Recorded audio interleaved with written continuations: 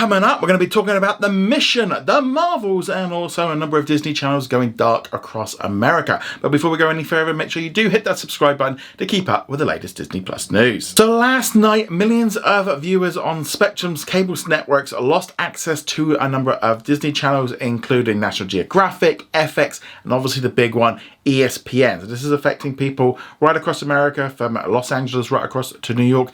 And this is a carriage dispute that happens between the cable network, which is Spectrum, and also Disney, because in the US system that they've got right now is everyone that's on that cable package has to pay for those channels, whether they want them or not. And so therefore they're trying to basically, Disney wants some more money and Spectrum want to pay less money. Now, very much you could look at this a couple of different ways. From Disney's point of view, they want more money because, you know, they put their networks on there and it's their content, and, you know, they want to do that. And Spectrum want to pay less. Now, obviously both sides put in their spins on it, and you can see it from both points. Cable networks are dropping in revenue. They're making less and less each and every year. So therefore, you can see why both platforms are both trying to get as much as they can out of each other. And unfortunately, it is the subscribers that are paying for it, because essentially they are paying for something that they do not have access to. If you are a Spectrum's cable subscriber and you're annoyed, get onto them, try and get either a refund, try and get, if you're not in contract, maybe, you know, try and say that you want to cancel and see if you can move to another network. Obviously, if you're in a minimum contract, that's much more difficult. But again, this is why people have been leaving cable, because of these extraordinary fees that they have to pay, and also, you know, get locked into a contract. And if you were with like Hulu TV, or if you're with like YouTube TV, you can swap and change depending on what you want. It's much easier.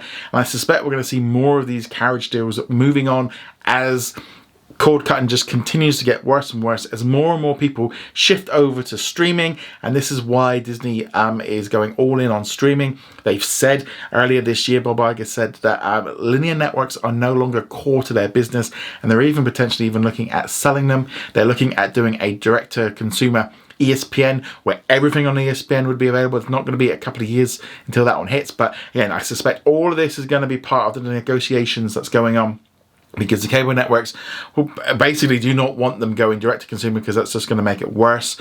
But yeah, it's going to be a big issue, and hopefully it gets sorted pretty soon. I mean, it's Friday today, so hopefully they can get this stuff organized. Not good luck for Disney. Again, just more problems, making them look, again, greedy because they want more money. And obviously you can look at it from the other angle as well, where the cable networks, you know, is what they're willing. Are they trying to get a discount? All the rest of it. Very tricky situation. Cable television is just slowly dripping away. But yes, this is just for, it's really just the people that are subscribed that are suffering right now. But I would say that, again, get onto your network and just complain, because that's the only way they're going to get this sorted, is if they feel the impact from customers both ways. But yeah, so let me know what you think of all this in the comments below. I'd love to hear your thoughts on all that. Moving on from there, let's now talk about a new trailer for The Marvels, which is coming out in cinemas on November the 10th. New kind of featurette slash trailer, kind of more setting up who the new characters are, which obviously they've been introduced in Disney Plus series such as WandaVision and also Miss Marvel. And I think it looks a lot of fun. I'm really looking forward to watching this series, or sorry, this film. But I kind of watched this featurette and I was a bit like, why am I watching this? Because I really don't want to see any more clips of the film. I want to go in and see this one when it hits cinemas. I'm looking forward to it. I also think with the help now of June 2 not being out, that month will give more premium screens, and hopefully just more people will go see it, because I really enjoyed Captain Marvel. I loved Miss Marvel, and Monica Rambeau was fine in WandaVision. She could have done with a bit more development and maybe another show before she hits the Marvels. But yeah, I thought it looked pretty good. But what did you think of it? Let me know in the comments below. Moving on from there, let's now talk about National Geographic's The Mission, which is a brand new documentary film which is going to be coming out in cinemas in the United States on October the 13th. It's also going to be airing here in the UK and Ireland in cinemas on November the 17th. No Disney Plus release details have been announced. Doesn't look like it's going to be a global release because there's international sales coming into this one as well. The trailer looked very weird. A guy called John, and he goes off to some remote island and meets some tribes. Don't know what happens. I'll be honest, the trailer did a very good job of, this is something now I want to watch. Definitely a little bit interesting of how this is going to work. No idea where it's going to go. But again, just a great looking documentary from National Geographic, and they put out some really good documentaries that go like real hard hitting and stuff. So this one looks interesting. So I'm going to be looking forward to it. I think I'll watch it when it comes out on Disney Plus. Probably not going to go see it in the cinema, but it's also going to be at the upcoming London Film Festival during that event, which takes place in October. There's also going to be some other gala events taking place during the London Film Festival, including for the British Disney Plus original series Culprits. They're also going to be showing off the new animated short Once Upon a Studio, in addition to some Searchlight Pictures films, including All of Us Strangers, Poor Things, and The Bike Riders. So if you're going to be in London in October, you might want to be checking some of these ones out. I'm going to see if I can get up to watch at least some of them there and see if I can do anything. But let me know, are you excited for any of this? Let me know in the comments below. Okay, with it being Friday, let's talk about what's new on Disney Plus today. No major new releases. A very, very quiet day. Not a lot of stuff in the US. A couple of films got put back, including Chasing Mavericks and also A Fault in Our Stars. In Canada and Australia and New Zealand, there was a new ABC documentary, The Jewel Thief. Here in the UK, none. Like, we don't get that very often. So yeah, it was a real poor offering for the weekend.